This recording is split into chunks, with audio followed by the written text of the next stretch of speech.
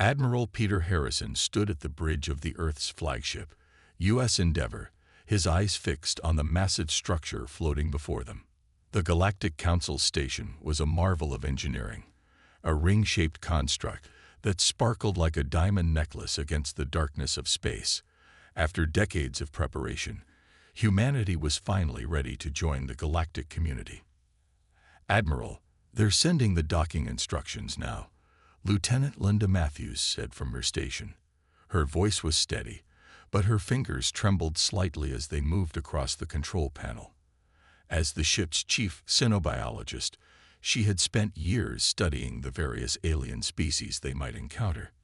Ambassador Christopher Walsh adjusted his formal uniform beside Harrison. "Remember," he said quietly, "we're here to show them that humanity is ready for peaceful cooperation. The last thing we want is to appear threatening." Harrison nodded, but something in his gut told him things weren't quite right. The Council's invitation had come surprisingly quickly after Earth had successfully tested its first faster-than-light drive. Almost too quickly. The U.S. Endeavour glided smoothly into its assigned dock, the magnetic clamps securing it in place with a gentle thud. Through the viewport, Harrison could see other alien ships, some sleek and crystalline, others bulky and organic-looking. Earth's vessel, while impressive by human standards, looked distinctly primitive in comparison. "Dr. Matthews, Ambassador Walsh, you're with me," Harrison ordered. "Lieutenant Carter, maintain ship readiness. Something doesn't feel right about this." The delegation made their way through the airlock and into the station. The artificial gravity felt slightly stronger than Earth normal, and the air had a sweet metallic taste. Two tall, silvery-skinned beings waited for them. Scythrax, the dominant species in the Council. "Welcome, Earth delegation," the taller Scythrax said in perfect English. "I am High Counselor Vexthor. We have been most eager to meet you." As they walked through the station's corridors, Dr. Matthews couldn't help but notice how other alien species seemed to shrink away from the Scythrax. Her trained eye caught subtle signs of fear rather than respect in their body language. The Council chamber itself was enormous, with hundreds of floating platforms arranged in concentric circles. Each platform held representatives from different species, but Harrison noticed that the Scythrax occupied all the highest positions. Ambassador Walsh stepped forward to deliver Earth's prepared speech, but High Counselor Vexthor raised a hand to stop him. "Before we proceed, there is a matter of great importance to discuss. Our analysis of human development has revealed some concerning trends." Harrison felt his muscles tense. Dr. Matthews, standing beside him, quietly activated her data recorder. "In the mere span of 3 centuries, Vexthor continued, your species has progressed from primitive combustion engines to faster-than-light travel. This rate of advancement is unprecedented and, frankly, dangerous. With all due respect," Walsh began, "our rapid progress demonstrates our potential value to the Council. It demonstrates precisely why you must be contained," another Scythrax counselor interrupted. "Your species lacks the wisdom that comes with properly paced development. You are like children who have discovered their parents' weapons." Dr. Matthews noticed movement in the lower tiers. Several representatives from other species were showing signs of disagreement, but none dared speak up. "The Council has voted," Vexthor announced. "Earth's territory will be restricted to your solar system. Any attempt to expand beyond these boundaries will be met with immediate military response. This is not a negotiation." Harrison stepped forward. "You invited us here under the pretense of peaceful contact, only to threaten us with containment. This is unacceptable." "Your acceptance is not required, Admiral Harrison," Vexthor said coldly. "This is merely a courtesy notification." As tensions rose in the chamber, Dr. Matthews quietly tapped Harrison's arm. She had noticed something on her scanner. Unusual energy readings coming from the Scythrax themselves. The readings matched patterns she'd seen in ancient artifacts found on Earth, suggesting a connection that had been hidden for millennia. Before she could share her discovery, alarms began blaring throughout the station. Multiple ships decloaking, Lieutenant Carter's voice came through their communicators. "They're surrounding the Endeavor." "This meeting is concluded," Vexthor stated. "Return to your vessel. Any resistance will be met with force." Harrison looked around the chamber, noting the positions of various security forces. Ambassador Dr. Matthews moved slowly toward the exit. "Keep calm." As they walked back through the corridors, Dr. Matthews whispered, "Admiral, I need to show you something when we're back on the ship. The Scythrax, they're not what they seem." They reached the Endeavor just as the situation deteriorated further. Through the viewport, they could see dozens of Scythrax warships emerging from cloaking fields, their weapons clearly charged. "Get us out of here, Lieutenant," Harrison ordered as soon as they were aboard. "But do it carefully. No sudden moves." The Endeavor detached from the station with deliberate slowness. The surrounding Scythrax ships made no aggressive moves but maintained their threatening positions. Once they were at a safer distance, Dr. Matthews shared her findings with Harrison and Walsh in the ship's conference room. "These energy signatures," she explained, pointing to her data, "they're identical to those found in the artifacts we discovered beneath the Sahara Desert. The ones dated to over 50,000 years ago." "What are you suggesting?" Walsh asked, his diplomatic composure shaken by the day's events. "I think the Scythrax have been to Earth before," she replied. "And I think they're not afraid of our rapid development. They're afraid we might remember something. Something about our past." Harrison looked out at the stars, his jaw set firmly. "Send a priority message to Earth Command. Tell them." He paused, weighing his words carefully. "Tell them that humanity isn't being contained because we're too young. We're being contained because we're old enough to be dangerous." As the Endeavor began its journey home, the crew was unaware that their confrontation with the Council had already set larger events in motion. In the lower tiers of the Council chamber, representatives of the Nthleri and other species were beginning to whisper among themselves. Perhaps they dared to think the humans' arrival could change everything. The first shots hadn't been fired yet, but the human space war had already begun, not with weapons, but with fear. The Scythrax's fear of humanity's potential, and humanity's refusal to be caged by that fear. In his quarters, Harrison reviewed Dr. Matthews' data again and again. Something about those energy signatures nagged at him, like a half-remembered dream. As he stared at the patterns, he couldn't shake the feeling that humanity was about to rediscover something about itself, something the Scythrax had gone to great lengths to help them forget. 3 months after the disastrous first contact, Captain Susan Reynolds stood on the bridge of the U.S. Defender, watching Earth's newly built defense fleet take formation. The ships looked like silver arrows against the black of space, each one carrying humanity's best weapons and strongest shields. Multiple jump signatures detected. Lieutenant John Carter called from his tactical station. The young officer's hands flew across his console as red dots appeared on the main screen. Council ships coming in from all directions. Susan straightened her uniform. This was the moment they had trained for. Sound general quarters. All ships to battle positions. Alarms blared throughout the fleet as crew members rushed to their stations. In the 3 months since the Council's threats, Earth had worked day and night to prepare its defenses. But would it be enough? "Council fleet composition analysis complete," Carter reported. "They're using standard Scythrax attack formations, just like in the training simulations." Susan allowed herself a small smile. The Council's biggest weakness was their predictability. They had been the strongest for so long. They saw no reason to change their tactics. "Dr. Phillips, are the AI systems ready?" she asked, turning to the scientist at the auxiliary station. Andrew Phillips nodded, his eyes fixed on his screens. "The adaptive algorithms are running. Every shot they fire, every move they make, our systems will learn and adjust." The first wave of Council ships opened fire. Their energy weapons lit up space like artificial lightning, but Earth's fleet was already moving. Susan had drilled her crews repeatedly in unpredictable movement patterns inspired by Earth sea battles. "Enemy firing solutions are off by 13%. Carter reported with excitement. They're not used to ships moving like this. Susan keyed her fleet-wide comm. Remember your training. Stay mobile. Hit their blind spots. We may not be stronger, but we're smarter. The battle unfolded like a deadly dance. Council ships, arranged in their perfect geometric formations, struggled to track the erratic movements of Earth's vessels. Dr. Phillips' AI systems learned with each exchange, adjusting shield frequencies and weapon harmonics to maximize their effectiveness.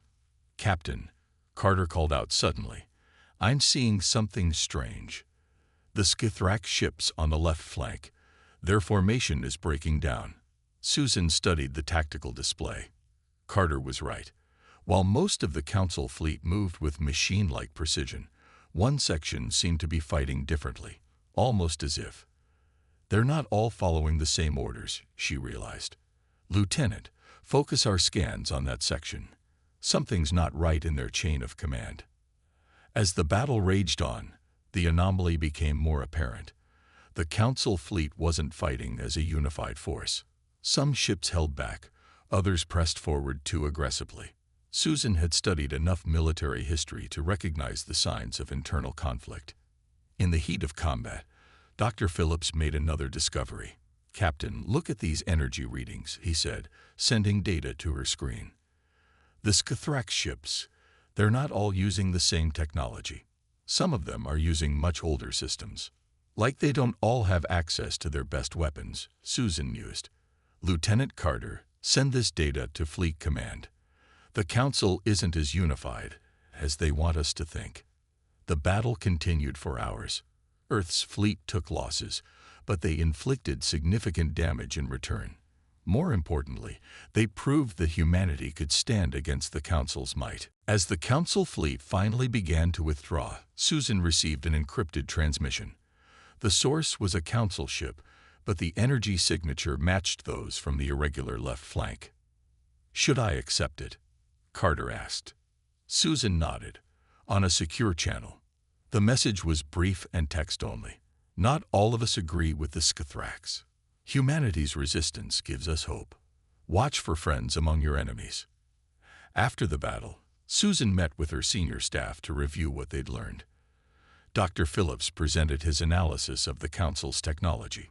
Their ships use different generations of tech, he explained.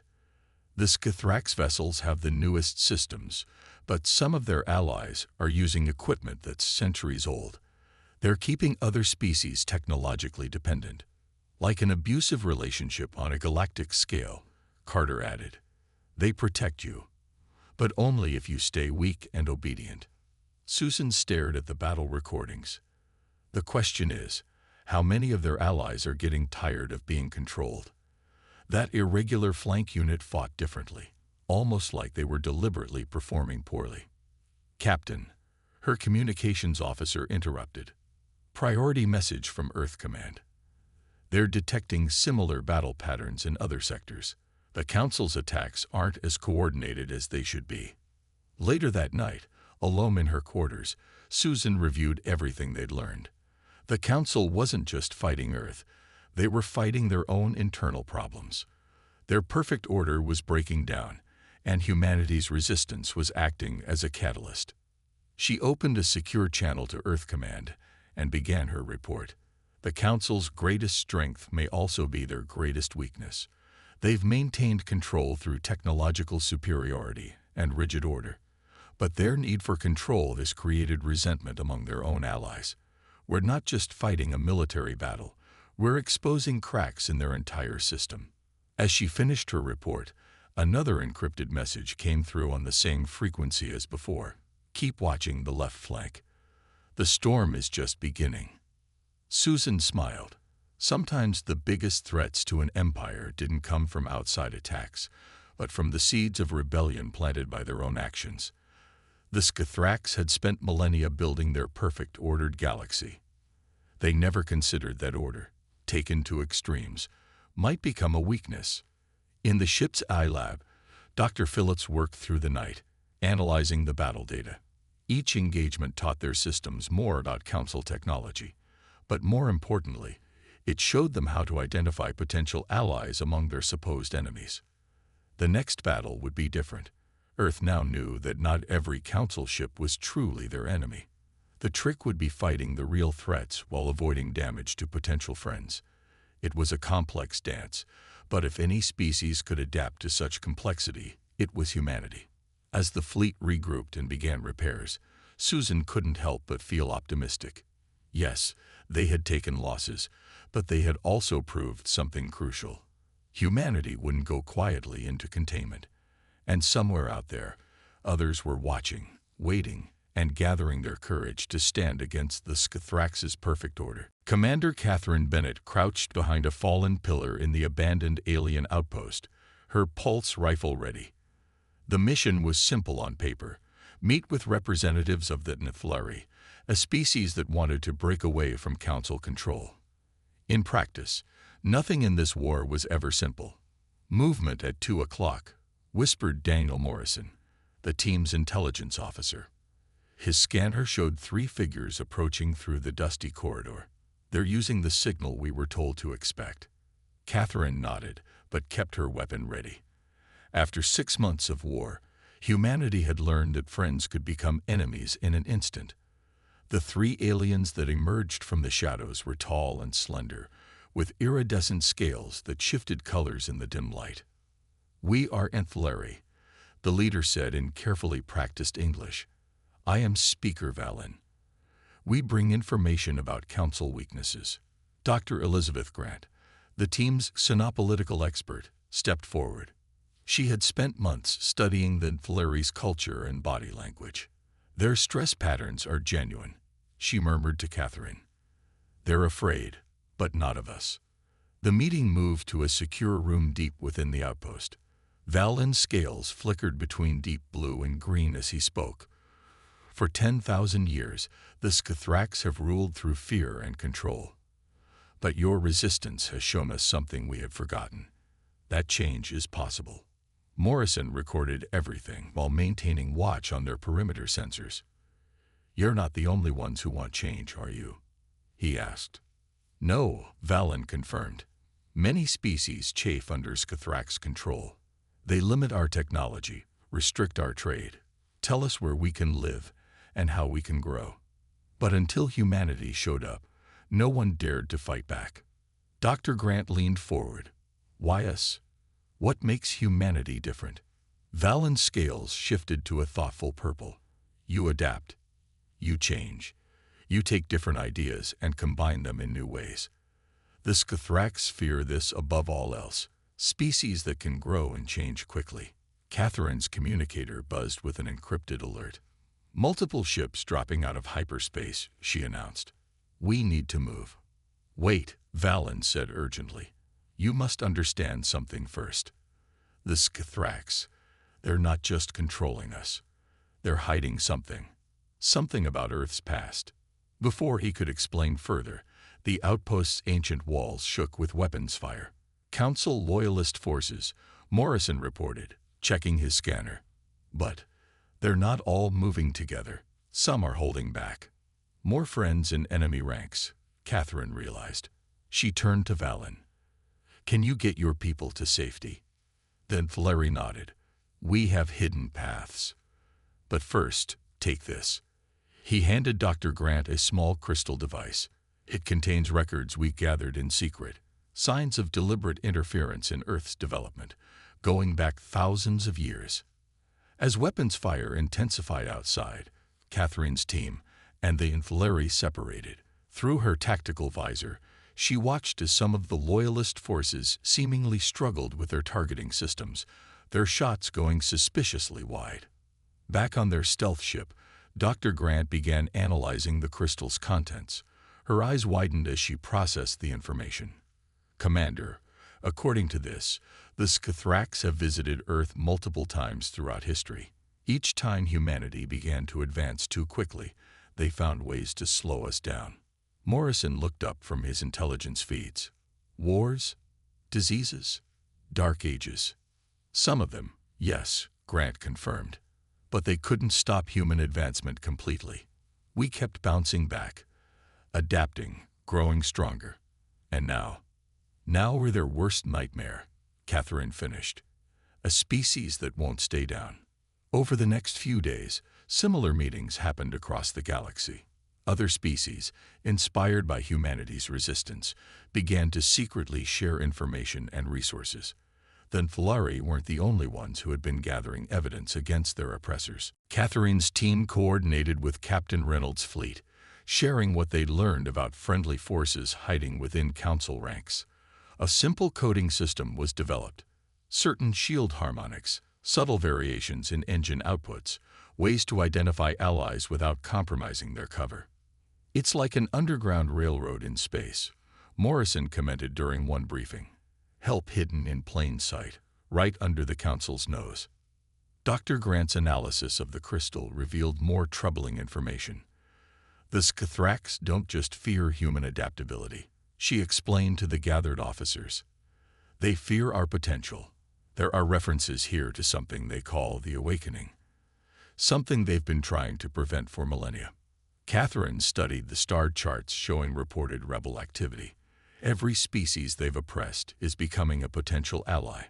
Their perfect system is falling apart, and they know it.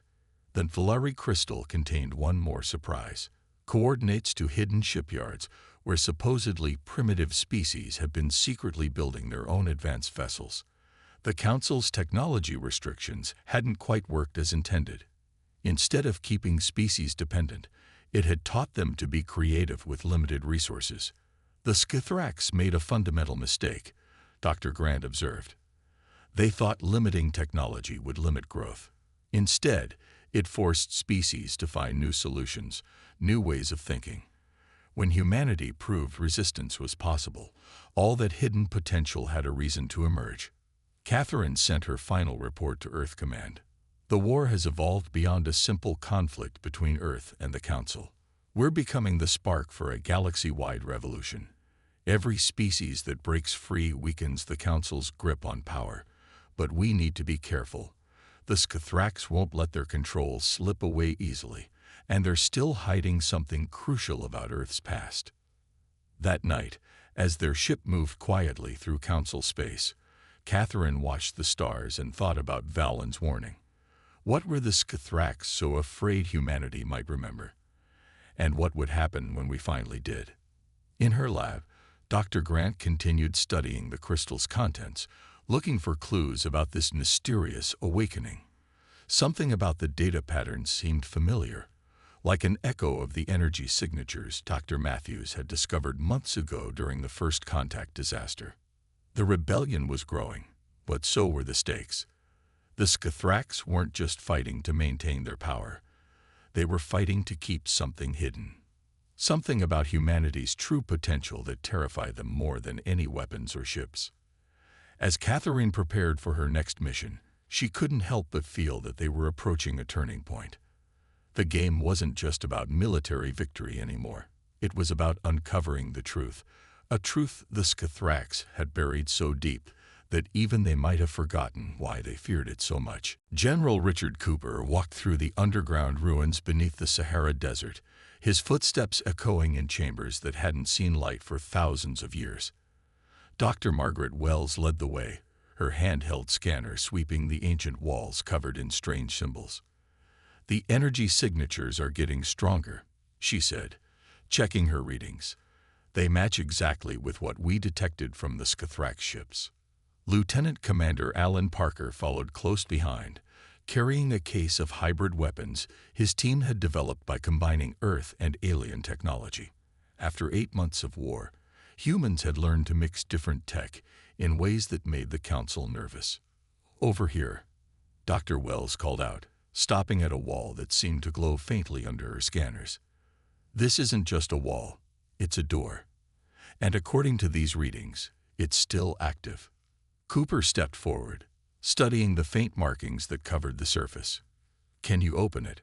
"That's the strange part," Wells replied, running her fingers over the symbols. "The control panel isn't responding to any alien tech we've tried. But look at this." She pressed her palm against a central panel. The wall hummed to life, patterns of light spreading from her hand. "It's responding to human DNA," Parker observed, his eyes wide. "Like it was made for us." The door slid open with a sound of grinding stone, revealing a chamber filled with technology that looked both ancient and advanced. Holographic displays flickered to life as they entered, showing star maps and diagrams that seemed impossible for their age. "This is why they tried to stop us from developing," Cooper said quietly. "We didn't just have potential, we had it before, and they buried it." Dr. Wells moved from station to station, her scanner working overtime. "These records, they're showing a civilization that existed on Earth over 50,000 years ago, advanced enough to reach the stars. What happened to them?" Parker asked, though part of him already knew the answer. "The Scythrax happened," Wells replied, her voice tight with anger. "They saw our ancestors as a threat and attacked, but they couldn't wipe us out completely. Instead, they set back our development, erased our history, and waited." Cooper's communicator buzzed.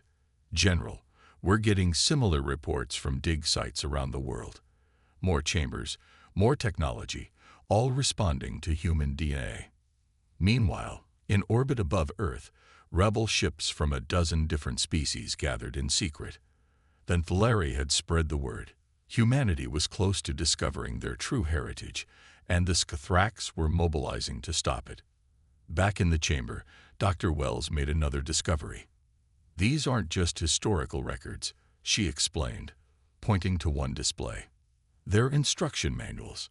Our ancestors left us everything we'd need to rebuild, hidden where only we could find it." Parker opened his case of hybrid weapons. "No wonder our experiments with combining technologies worked so well. We're not inventing something new. We're remembering something old." "General," his communicator crackled again. "Long-range sensors are picking up massive Council fleet movements. They know we found something." Cooper nodded grimly.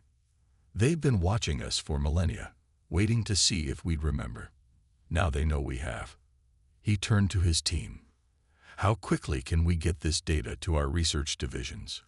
"Already happening," Wells replied, connecting her equipment to the ancient systems. "The chambers are linked. Everything we're finding is being transmitted to secure facilities worldwide." Hours later, in an emergency meeting at Earth Command, Cooper presented their findings to military and scientific leaders from Earth and their alien allies. "The Scythrax didn't just fear our potential," he explained. "They feared our return. 50,000 years ago, humanity was part of an alliance that challenged their control. They won that war, but they couldn't risk killing us all. Something about human genetics was unique, valuable. So they chose containment instead," Parker added. "Knocked us back to the Stone Age, then watched to make sure we didn't advance too quickly." Dr. Wells stepped forward, but they made a mistake. The technology our ancestors left behind wasn't just hidden, it was encoded in our very DNA. We weren't just advancing quickly these past few centuries. We were remembering. The alien allies in the room showed signs of excitement. The Valeri representative scales flickered with bright colors, while others whispered among themselves in their native languages. "The chambers contain more than just history," Wells continued. "They have detailed plans for ships, weapons, and defense systems far beyond current Council technology. Our ancestors knew they might not survive, so they made sure their knowledge wouldn't be lost forever." Parker brought up a display of his hybrid weapons project. "That's why these worked so well. Deep down, we already knew how to merge different types of technology. It was buried in our genetic memory." Cooper looked around the room, seeing hope and determination on every face, human and alien alike. "The Scythrax tried to bury our past, but they couldn't change who we are. Every time they pushed us down, we got back up. Every restriction made us more creative. Every attempt to control us made us more determined to be free." New reports kept coming in as more chambers were discovered and activated.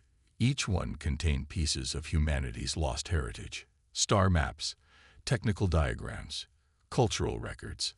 The picture they painted was clear. Humanity hadn't just been reaching for the stars, we had been finding our way back to them.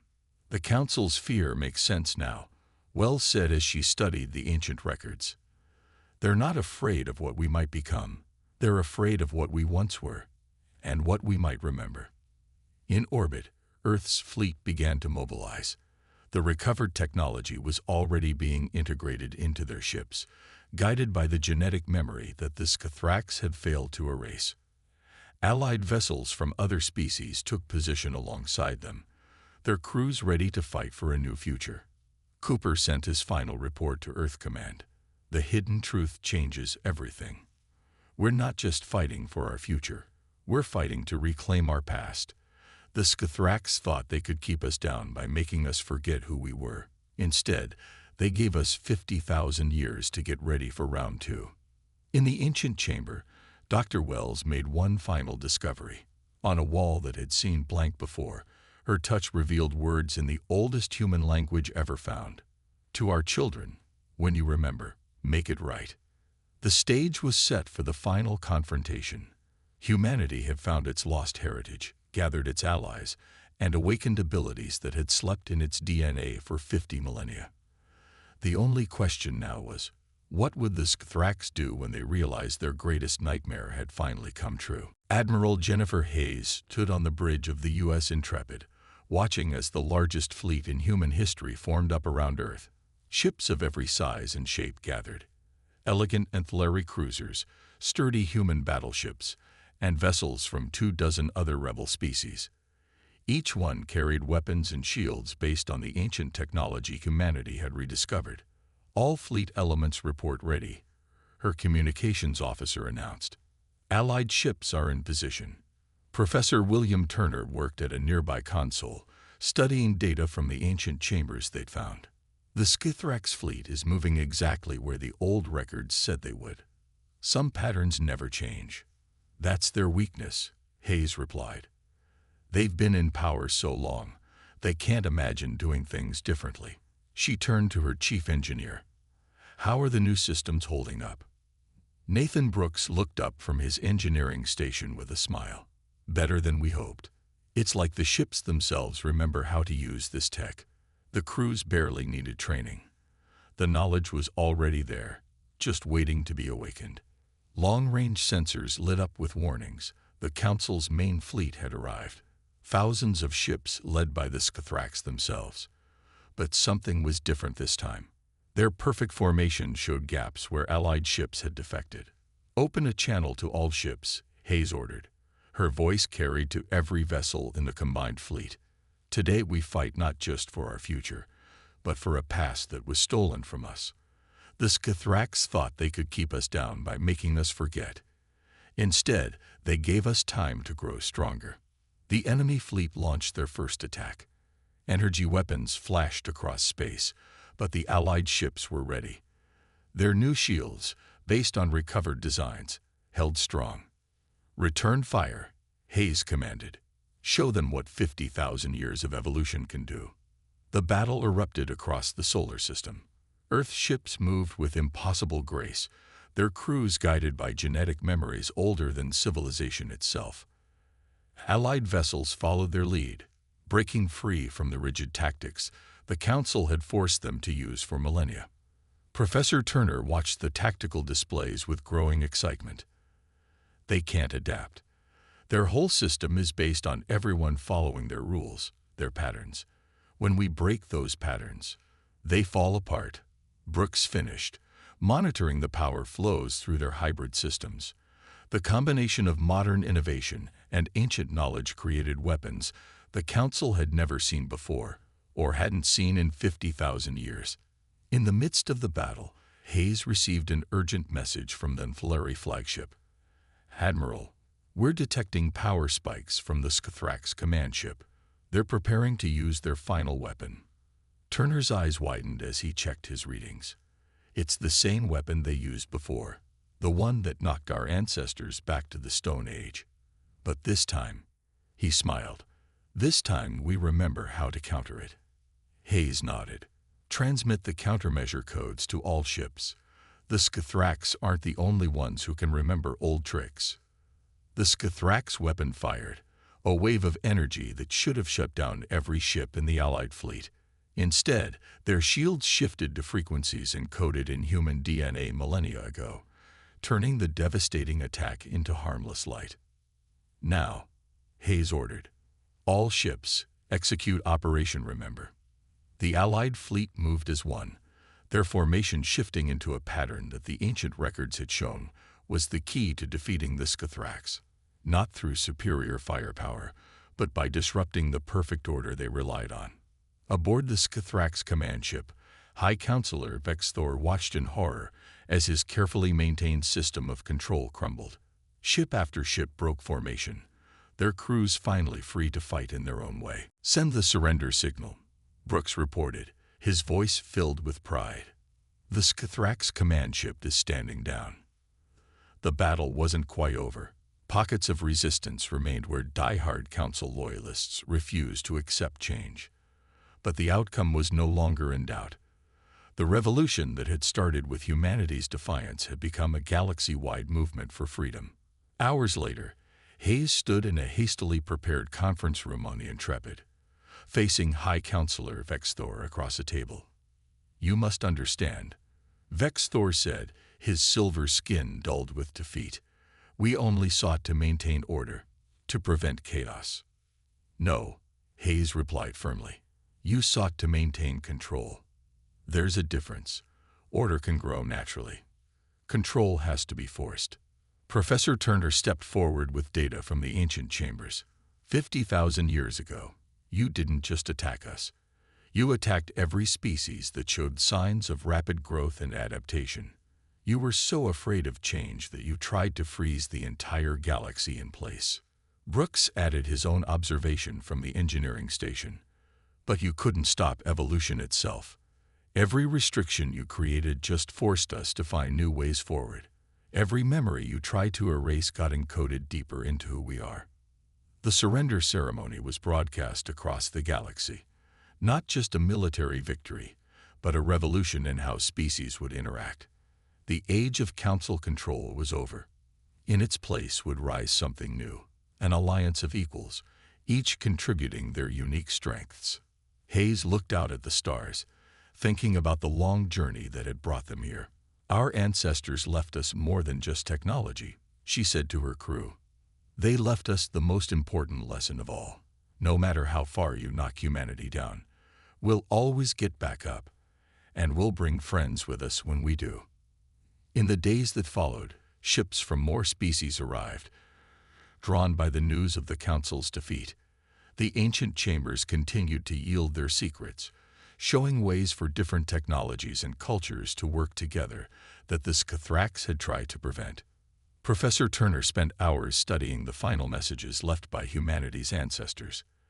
They knew, he told Hayes one evening. They knew that even if they lost the first war, their descendants would finish it. All they had to do was make sure we remembered who we really were. Engineer Brooks and his team began helping other species upgrade their ships with recovered technology.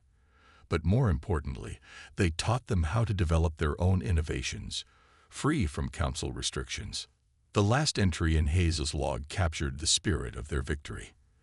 The Scythrax thought they could control the galaxy by making everyone forget their potential. But they forgot something themselves. The more you try to contain life, the harder it fights to break free. Humanity didn't just remember its past. We remembered how to hope for a better future. And this time, we're taking the whole galaxy with us. As the combined fleet began the work of rebuilding, news spread across the stars. The age of control was over. The age of remembering had begun. And this time, no one would forget again.